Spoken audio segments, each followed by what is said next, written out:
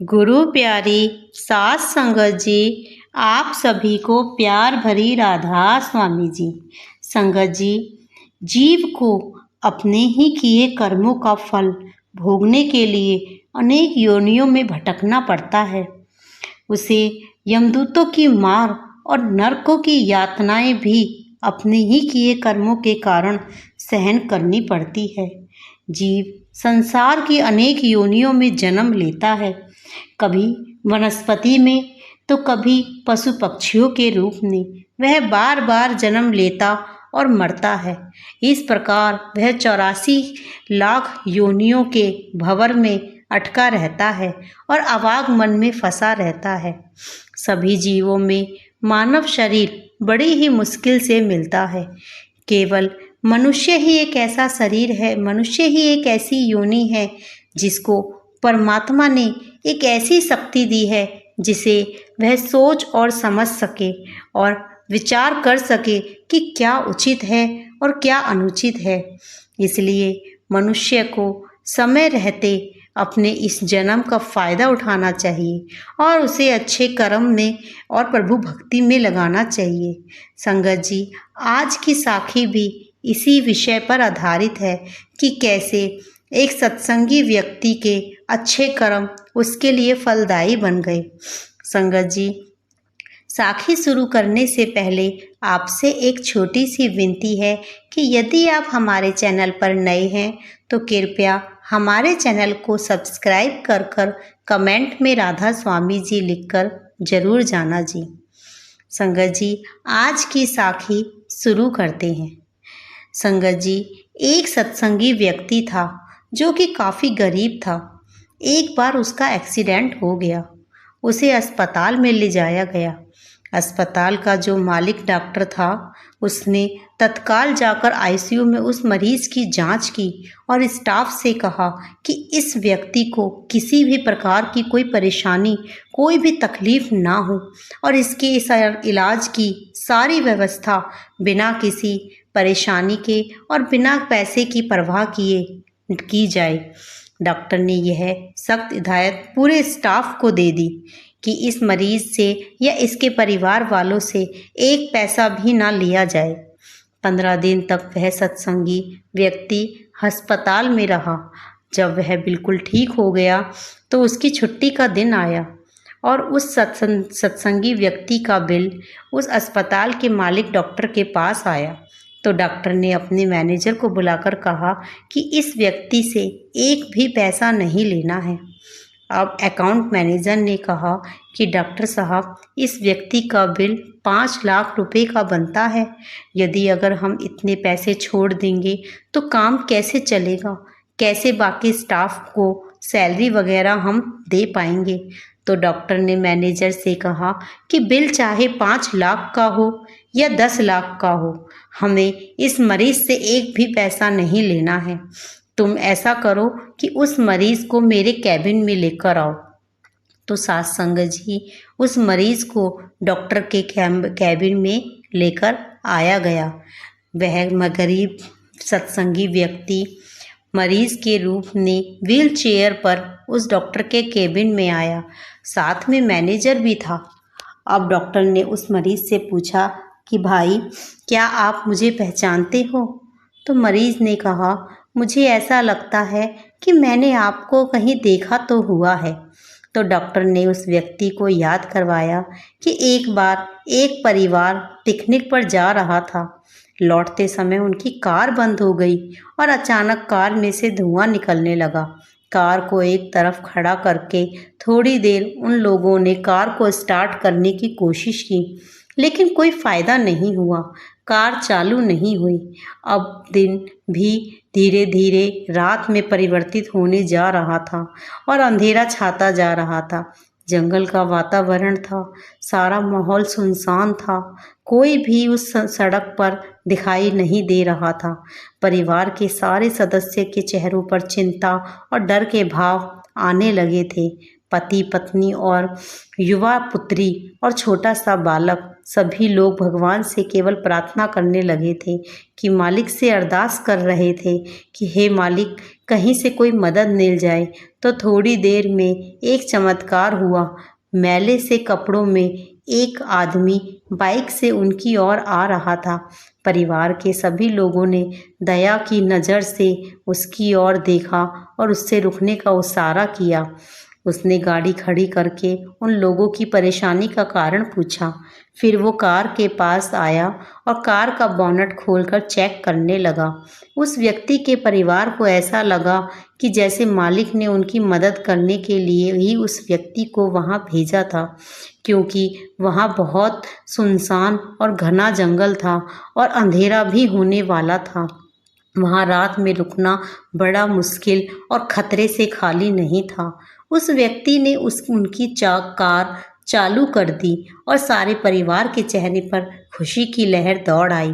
जब उन्होंने जेब से अपना पर्स निकाला तो उसने कहा कि भाई, सबसे पहले तो मैं तुम्हारा बहुत बहुत धन्यवाद करता हूँ, और मेरे पास तुमने इस मुश्किल समय में जो हमारी मदद की है, इस मदद के लिए कोई कीमत नहीं दी जा सकती, क्योंकि मदद तो अनमोल होती है। फिर भी मैं आपसे पूछना चाहता हूँ कि बताओ, मैं आपको इसके कितनी पैसे दे सकता हूँ। उस समय उस व्यक्ति ने अपने हाथ जोड़ दिए और कहा कि मेरे कुछ उसूल हैं।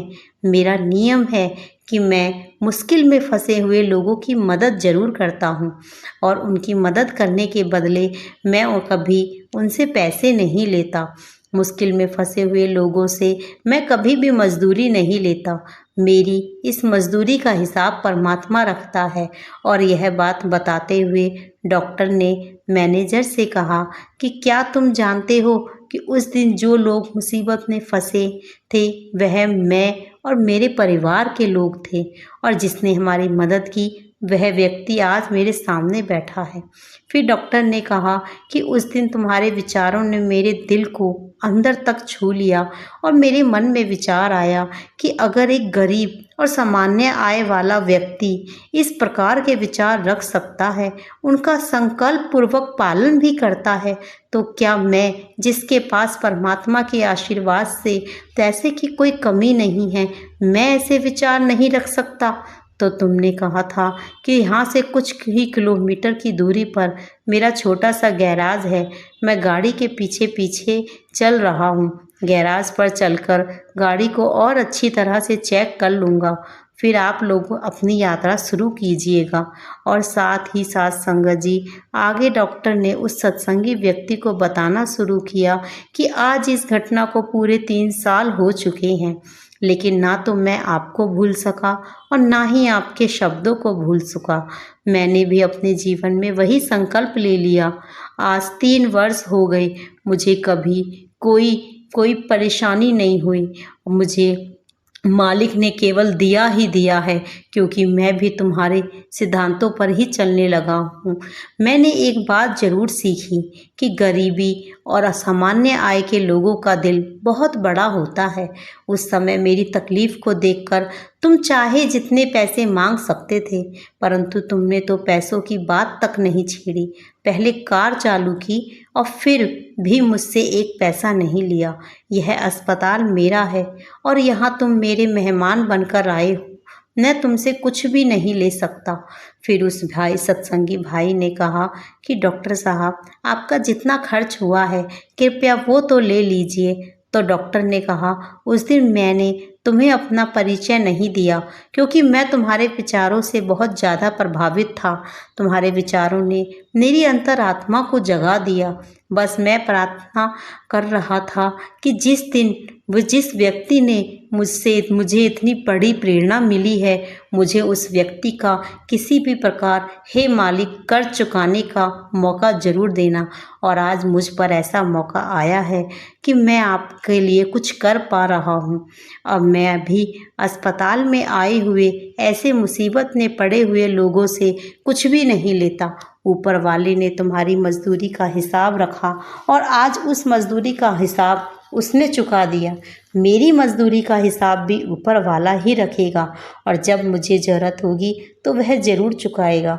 तो सास संगत जी, डॉक्टर के मैनेजर ने उस डॉक्टर से कहा कि शिक्षा पाने के लिए यह ज़रूरी नहीं कि हमेशा अध्यापक की ज़रूरत पड़े, किसी गुरु की ज़रूरत पड़े। एक सामान्य व्यक्ति भी हमारे जीवन के लिए बहुत बड़ी शिक्षा दे जाता है, हमें प्रेरित कर सकता है। फिर उस डॉक्टर ने उस सत्संगी व्यक्ति से कहा कि तुम आराम से अपने घर जाओ और कभी भी कोई ज़रूरत हो तो बिना किसी संकोच के मेरे पास आना। तो सास संगत जी, उस सत्संगी भाई ने दोनों हाथ जोड़कर अपने बाबा जी का शुक्रिया अदा करते हुए कहा कि हे मालिक, हे सच्चे पातशाह, आज आपने मेरे कर्मों का हिसाब ब्याज समेत चुका दिया। समय बदलता रहता है, इसलिए सास संगत जी, हमेशा अपनी तरफ से अच्छा करने की ही कोशिश करनी चाहिए। परमात्मा भले ही हमारी गलती को एक पल के लिए माफ़ कर दे, लेकिन हमारे कर्म कभी हमें माफ़ नहीं करते, क्योंकि बुरे कर्मों का हिसाब फिर कई गुना हमको देना पड़ता है। अगर हमारे कर्म अच्छे हैं तो जीवन में हमेशा हमारे साथ अच्छा ही होगा। मुसीबत पड़ने पर वो परमात्मा, वो मालिक किसी ना किसी को जरिया बनाकर हमारे पास ज़रूर भेज देगा। इसलिए हमें अपने कर्म हमेशा अच्छे रखने चाहिए। जैसा हमेशा सत्संग में बाबा जी फरमाते हैं कि जिस तरह बैंक का वही खाता होता है, अब मैनेजर अपने आपका चाहे जितना मर्जी खास क्यों ना हो, आपके साथ उसकी कितनी भी प्यारी उठा बैठी क्यों ना हो, मित्रता क्यों ना हो, यदि आपने कर्ज लिया है तो वह आपको वापस करना ही पड़ेगा। वह उस कर्ज को चुकाने का रास्ता आसान तो बना देगा, लेकिन कर्ज तो आपको ही देना पड़ेगा। इसलिए जो जैसा कर्म करेगा उसको वैसा ही भोगना पड़ता है। जैसे आपका एक बच्चा है जिसे आप बहुत प्यार करते हैं, लेकिन वह कहना नहीं मानता और अपना हाथ आग में डाल लेता है, तो हाथ जो तो उसी का जलेगा, बेशक उससे आपको दर्द क्यों ना हो। लेकिन माँ बाप को दर्द बच्चे से ज़्यादा होता है, लेकिन फिर भी वह उस बच्चे का दर्द नहीं ले सकते। अब जो उसने करनी की है, जो कदम उसने उठाया है, उसका भुगतान तो उसे ही देना पड़ेगा। तो सास संगत जी, फरमाया जाता है कि हमेशा बाबा जी ने भी कहा है कि चाहे कोई देखे या ना देखे, फिर भी कोई है जो हमें हर समय देख रहा है। वह हमारे अंतर मन में ही बैठा है, इसलिए और उसके पास हमारे अच्छे और बुरे कर्मों का लेखा जोखा है। इस दुनिया की सरकार से शायद कोई बच जाए, लेकिन उस परमात्मा रूपी सरकार से आज तक ना कोई बचा है और ना ही बच पाएगा। और वहाँ ना किसी प्रकार की सिफारिश चलती है, ना ही कोई रिश्वत काम आती है। उससे बचने का कोई मार्ग नहीं। कर्म करने में तो हम स्वतंत्र हैं, लेकिन फल भोगने में बिल्कुल भी नहीं। तो संगत जी, इस साखी के साथ हम आपसे इजाज़त लेते हैं। अगर आपको रूहानी साखियाँ सुनना अच्छा लगता है तो कृपया हमारे चैनल को सब्सक्राइब ज़रूर करें जी। राधा स्वामी जी।